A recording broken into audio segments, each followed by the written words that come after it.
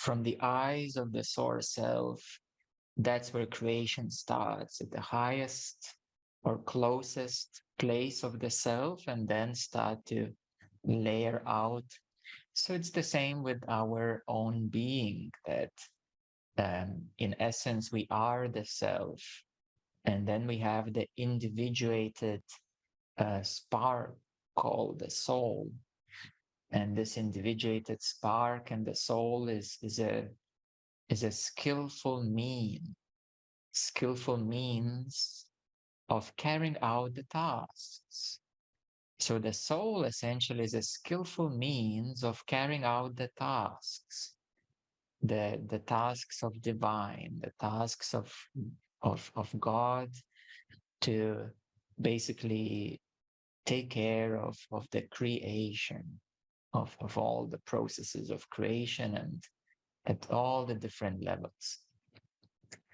So in essence, as the soul spark, as the individuated I am presence, we are, from that perspective, we are all cosmic beings.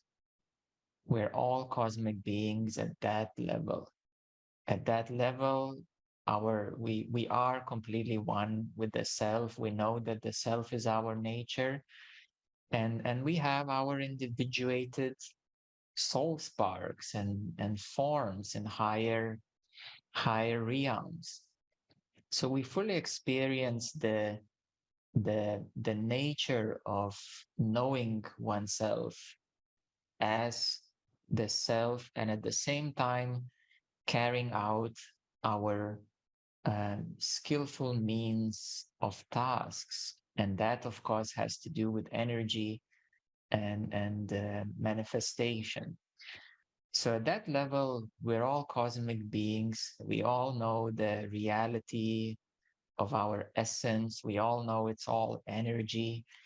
And we all know that by putting things together, certain energies together, we have certain effects or manifestations, in other words. Now, that has been a common knowledge for ages. And in the ancient civilizations, everybody knew that, and everybody was as that. And looking at the history of humanity, at this version of humanity, um, after the great fall of the previous civilization, the great flood, which there are many references in our ancient texts, we find out that spirituality was sustained by mystery schools. And shamanism is one of the branches of the mystery schools. And we can say um, some of the mystery schools were in the Himalayas, and they spread, Africa as well, and they spread all around the world, these mystery schools, keeping the knowledge of the nature of our essence and the nature of creation. And coming back to more recent history, the last 7,000 years, we know that the most spiritual, we can say, country or the largest landmass, we can say, is India. And India is hosting one of the most advanced spirituality from all over the world. And there are many reasons for that. And up to this day, very interestingly, the Indian culture is extremely spiritual culture. So there are many reasons for that. And the West, the Europe and the United States of America, they didn't have very solid spiritual foundation apart from Christianity, paganism, which are more primitive spiritual traditions, let's put it this way.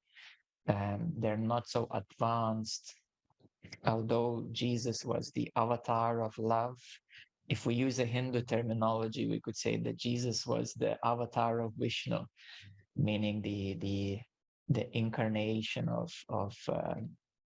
the God aspect of love, unconditional love. And then Indians will say, "Oh yeah, there are many avatars. You know, we have many avatars in our history." And so that's something interesting to see from those eyes. So we can understand that the East became mostly spiritually preserved, while the West has degraded more and more and more, all the way until 19th century. And in the 19th century, spirituality started to come back to the West in a very new way. And one of the first beings who came to the West from the East was Swami Vivekananda. So he was one of the very first Hindu gurus, Hindu yogis who journeyed to the West and started to speak openly about Hinduism, yoga, Vedanta, and he was very well received. And he established the very first, we can say, centers of Hinduism and yoga and meditation in US. So that was the very first kind of important step, and there was a good receptivity of the Eastern spirituality. In the meantime, Europe was still in many ways lagging behind. However, in Europe,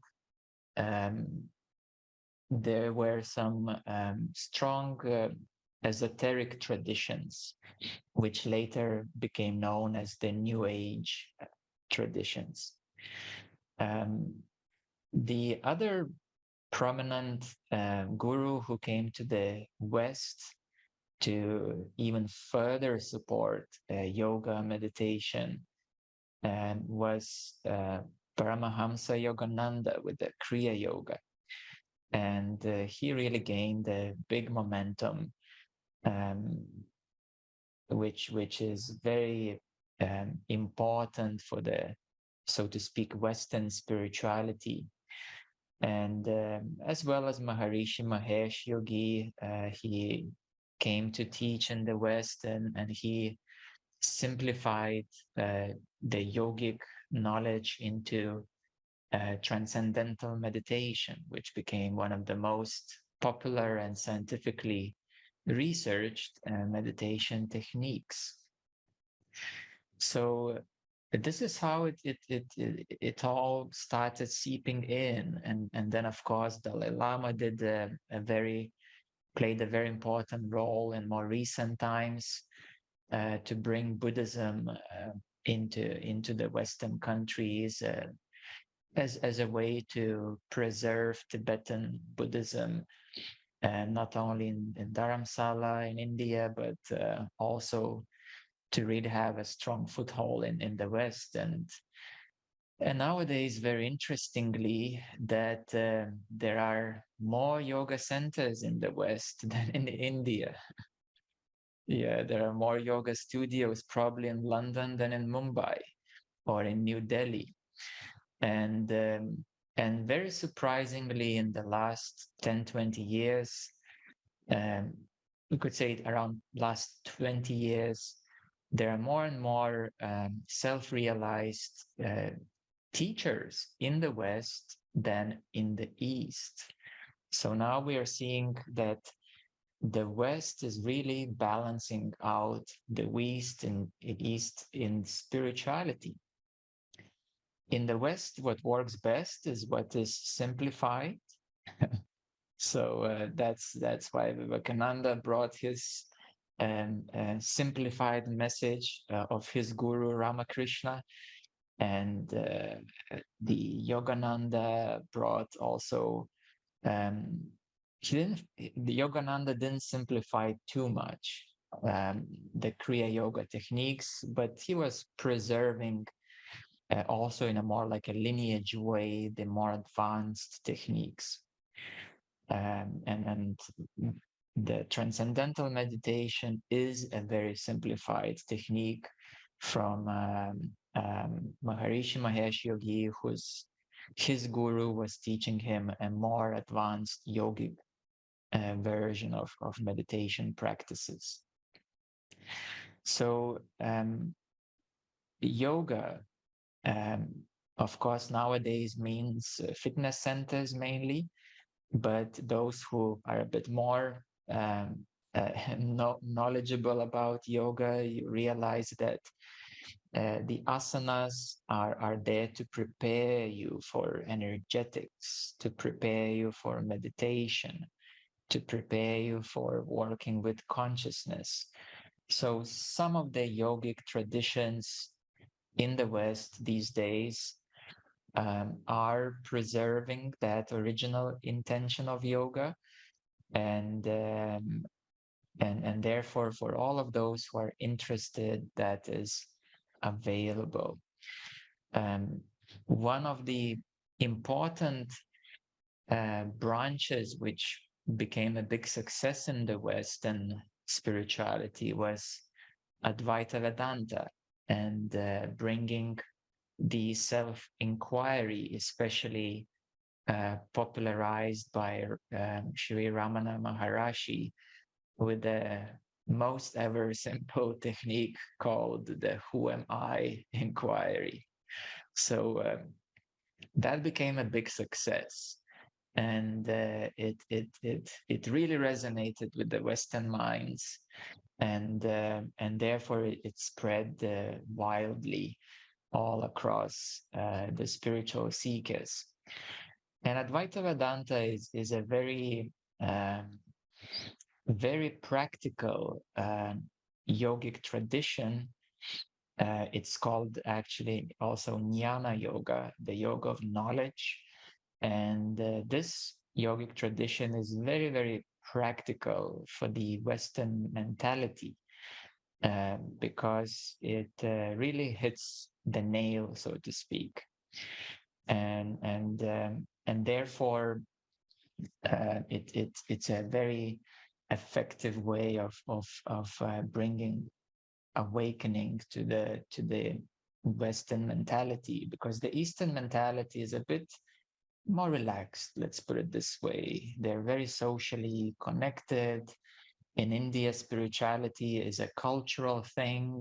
There is always some rituals and ceremonies and temples on every corner. So if you mention to the Indian Ramana Maharishi, yes, he is a very good guru, and so on. So they love all the gurus, they love all the all the teachings, all the yoga, but most of the Indians are not so really keen on seeking that realization, because spirituality is all around. They feel pretty comfortable. And in the West, it's lacking. And, we have this rigid mentality here. And that's why we take it a bit more seriously, which turned out to be a good thing. So that's why we have such an amazing awakening going on in the West. So essentially,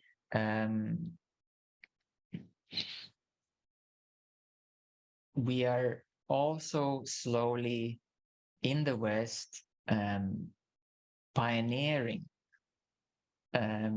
spirituality forward with the adaptive science that is really catching up to the knowledge of the nature of the universe. And in essence, I see that in the next few decades, the Western spirituality is going to evolve, or simply return, to be honest, to the original knowledge of our cosmic nature, of our nature as the self, as one pure consciousness, and then the manifested energy. on all different levels of dimensions, and we fully will realize that, you know, this body is made of energy, and every thought is energy, every emotion is energy, every energy is energy. Your chakras are energy, just put together and blended and cooked in a specific way to make these appearances that we experience here and now.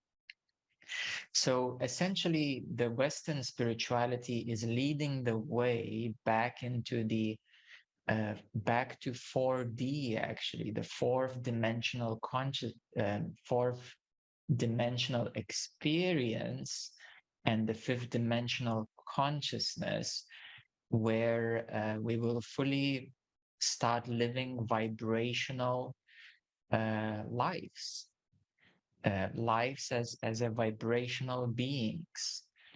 And that's where the Eastern spirituality is behind at the moment in this regards, apart from the more advanced yogic lineages, which of course obviously realize that the nature of the universe. But these are, you know, not so attractive, we can say, to the common Easterners. Only those who are truly feeling the connection to it.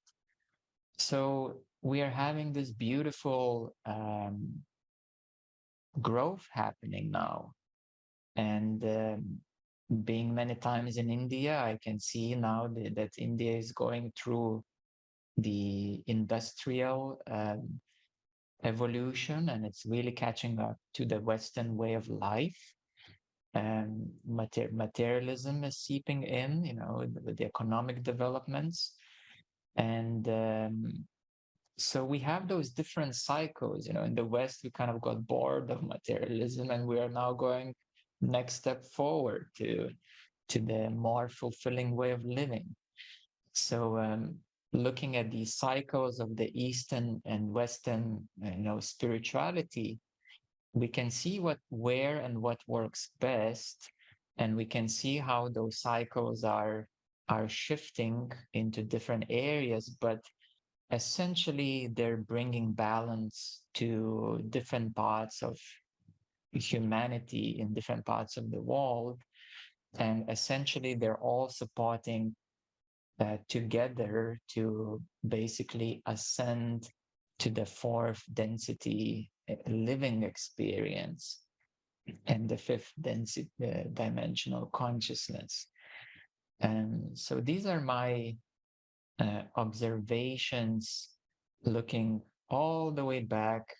That's why I started to talk about the beginning of the source, the creation, the ancient mystery schools, and then more recent history of spirituality, where the East was the strongest, the West totally degraded in the last 2000 years. But a good century ago, we picked up here in the West, of course, with the help of these beautiful souls. And now we caught up pretty well, pretty quickly. Basically, in the last 50 years, really, just it started to kick in, and especially 30 years, it became so much more known. And nowadays, it's just totally normal to have a yoga center somewhere around the corner and drink your green smoothies and listen to satsang videos on YouTube. So that's amazing. You know, it means we're going totally in the right direction, and everything is growing. That's beautiful.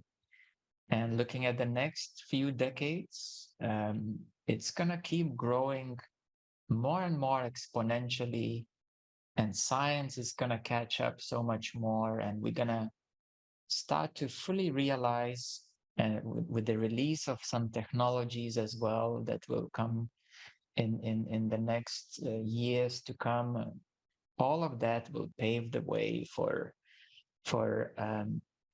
we can say evolution, or from the other hand, returning back into 4D life experience, which is much more energetic life experience. And knowing that, we are one with the source. So that will become more and more common knowledge. So from a bigger perspective, everything is really good and we're going in the right direction. And it's very beautiful to observe how these things are occurring. Um, Still, though, I would say that the Eastern spirituality is way more advanced than generally the Western spirituality. So, primarily in the West, we have Buddhist centers and, yoga studios and meditation centers, but most of them are more on the introductory level. And even those centers and teachings which are more on a more advanced level, they're using mainly more simplified methods, because the beauty of the um, Eastern yogic lineages is that they're so extensive in their degree, that it's you can learn your whole lifetime basically, and that's why they still follow the lineage approach, that the head of the lineage or the current guru is passing all the knowledge to those who are most capable to receive that. And of course, the Eastern spirituality is using the original words, the Sanskrit, which is most accurate language alive today to the original tongue, so to speak, or to the original vibration. And therefore, Eastern spirituality is still quite hardly understood for most of the Westerners.